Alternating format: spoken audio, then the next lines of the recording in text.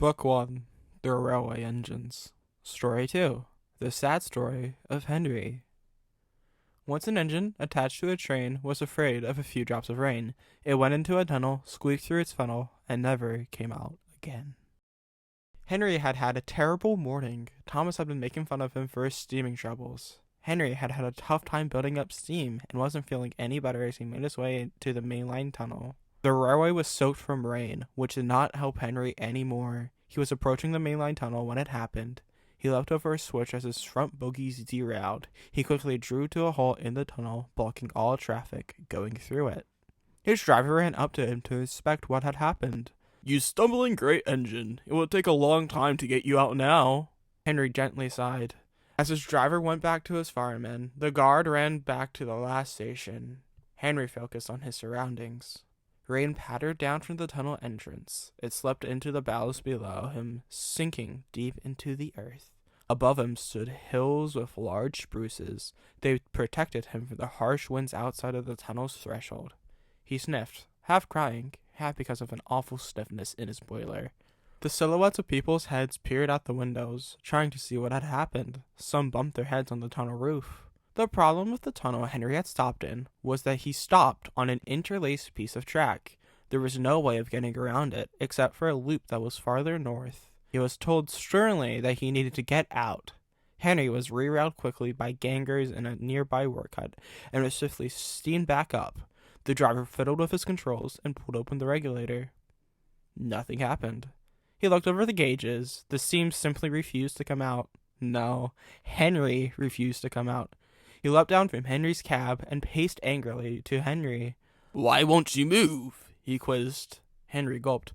The rain. I'm afraid it will spoil my lovely blue paint with red stripes." "Bother your paintwork. We need to get you out of this tunnel so your passengers can get to the station. Now, Henry, I ask you this. Why won't you move?" He had asked so politely. It felt wrong to hide the truth. But Henry still refused. My paint. It will— "Oh my god, come off it. Oh, why do I even bother the Fat Controller or have a word with you for this?" Thomas was scurrying through the yards. An odd-looking engine sat from afar. It was painted all black and didn't look like it had a face. A single eye in a lamp on the face of the smokebox watched him wander through the lines of trucks, looking for the rainbow truck it had hid from Thomas. Where is it? He had been through the lines multiple times. This one held the 12-ton van, 6-plank wagon, tall tanker, fuel tanker, the vac director, 6-plank wagon. The vac director? Thomas grinded to a stop on the wet route and steamed back to the vac director in a spot that had not been there previously. "Are you the rainbow truck?" "The rainbow what?" Nothing. What can I do for you today, sir?" "Henry has stopped in the mainline tunnel." "You're joking!" "I am not. Now, Thomas, this is a serious matter." Pah! "I said this is a serious matter. I need you to take me to the mainline tunnel." "So you can tell him what for, sir?" "Yes, Thomas, so I can tell him what for." "Edward!" cried the fact director. Edward, who had just entered the yards, crossed over to Thomas and the fact director. "Yeah, I'll need you to help me. Henry's gotten himself stuck in the mainline tunnel." "Henry's gotten himself stuck in the mainline tunnel, so I'll need you to help pull him out." "Right, sir. Of course, sir." "Good engine. Now come along and let's go." Henry continued to watch the damp rain fall from the tunnel archway. Abruptly, an uproar came from his coaches as angry footsteps stormed towards him. The passengers were telling their crew what a bad railway it was. Then, as they got to the ill-struck engine, began to tell him what a bad engine he was. Henry, feeling awful, blew steam from a suppressed sneeze, covering the passengers in ice-cold water. The passengers and crew discussed amongst themselves. "Can we pull him out?" a passenger asked. "Are you daft?" replied the driver. Suddenly, the guard emerged from the rain and ran into the tunnel. I've called ahead. They're bringing Edward and Thomas to come get you." He gestured out of breath to Henry. "No use at all," groaned Henry as the whistle of 2 engines blared out from the rain. Thomas had arrived before him as a stout figure of the director leapt out of his cab and stormed over to Henry. He rolled up his sleeves and clenched his fists almost like he was going to punch him. He ignored the passengers' complaints and jumped onto Henry's running board. Now you listen here, engine, and you listen good. I do not take kindly to my express service stopping in the middle of the main line. He jabbed his finger into Henry's nose. Henry whimpered.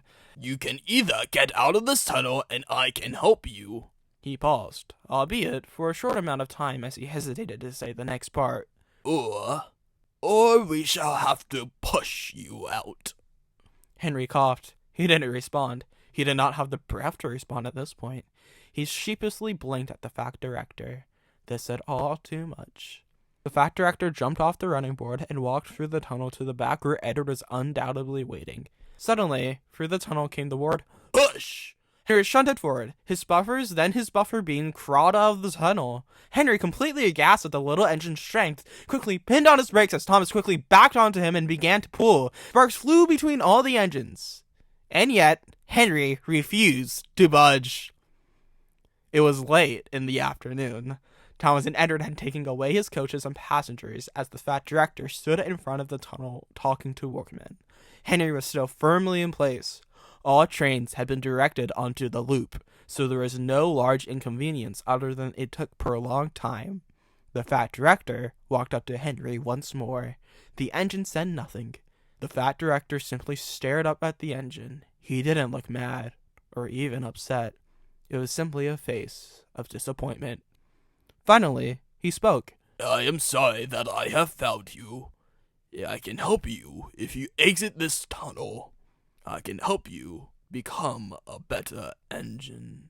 Henry's eyes turned into pins almost. Everything seemed to be falling apart. He did not have the words to speak, and so the fat director got no response. Very well, said the director. We shall keep you in here then, and leave you until you are ready. This is what he wanted after all, was it not? To leave an engine as foul as him alone? To be at peace for once? Or did he not want that engine to be him? Well, it was too late now. They built a wall to keep engines out, and to keep Henry in. He's been replaced by a new engine, one that looks identical to him. They have bored out a new tunnel next to him, leaving him alone. Well, except for the Victorian coach, sobbing behind him. But that's a story for another time.